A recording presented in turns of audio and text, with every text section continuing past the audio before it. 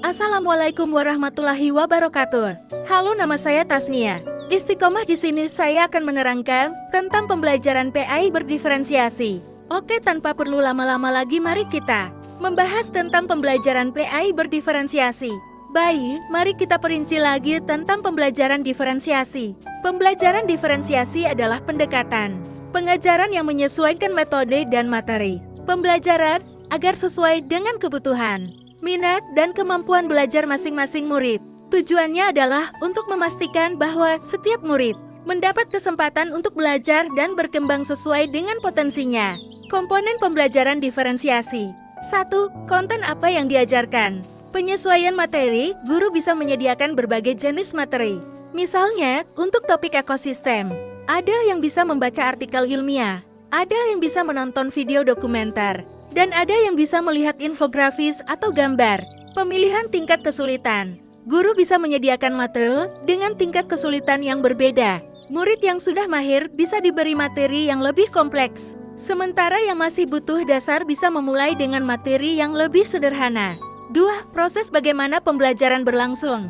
Metode pembelajaran, guru bisa menggunakan berbagai metode, seperti diskusi kelompok, pembelajaran berbasis proyek, atau pembelajaran mandiri. Misalnya, saat belajar tentang ekosistem, ada murid yang bekerja dalam kelompok untuk membuat model ekosistem, sementara yang lain meneliti dan menulis laporan. Aktivitas yang beragam. Guru bisa merancang aktivitas yang berbeda sesuai dengan gaya belajar murid. Misalnya, ada aktivitas untuk visual learners melihat diagram, auditory learners mendengarkan penjelasan, dan kinesthetic learners melakukan eksperimen. 3. Produk hasil pembelajaran. Pilihan tugas.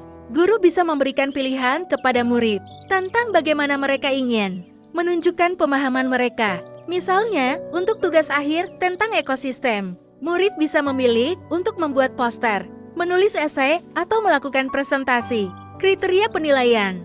Guru juga bisa menyesuaikan kriteria penilaian agar sesuai dengan kemampuan dan perkembangan masing-masing murid.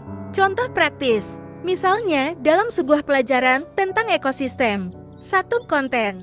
Untuk murid visual, memberikan video dokumenter tentang ekosistem. Untuk murid yang suka membaca, menyediakan artikel atau buku tentang ekosistem. Untuk murid yang suka mendengar, mengadakan diskusi atau ceramah tentang ekosistem.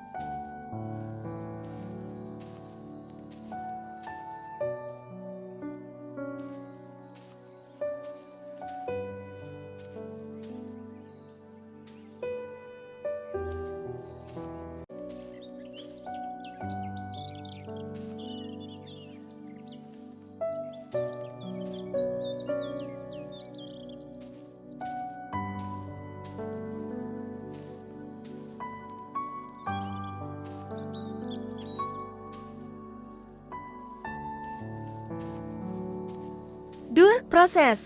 Aktivitas kelompok. Murid dibagi ke dalam kelompok untuk membuat model ekosistem.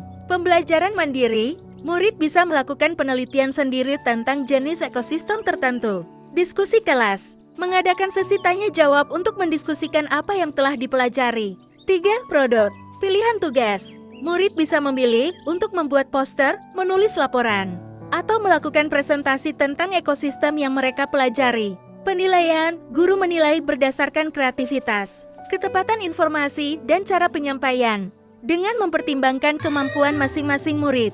1. Mengakomodasi beragam gaya belajar. Setiap murid memiliki cara belajar yang berbeda, dan diferensiasi memungkinkan semua murid belajar dengan cara yang paling efektif bagi mereka. 2. Meningkatkan keterlibatan murid.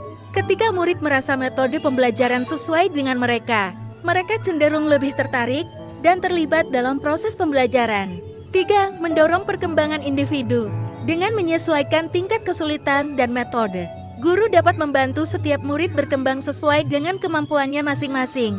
4. Menciptakan lingkungan belajar yang inklusif. Semua murid, termasuk yang memiliki kebutuhan khusus, dapat merasa dihargai dan didukung dalam lingkungan yang responsif terhadap kebutuhan mereka. Dengan pembelajaran diferensiasi, kita bisa memastikan bahwa semua murid mendapatkan kesempatan yang adil untuk belajar dan berhasil. Setiap murid unik, dan pembelajaran diferensiasi membantu kita menghargai dan mendukung keunikan tersebut. Demikianlah penjelasan mengenai pembelajaran PA diferensiasi. Semoga penjelasan yang telah saya jelaskan ini dapat memberikan manfaat kepada kita, khususnya kepada para guru. Dan kurang lebihnya saya mohon maaf dan terima kasih.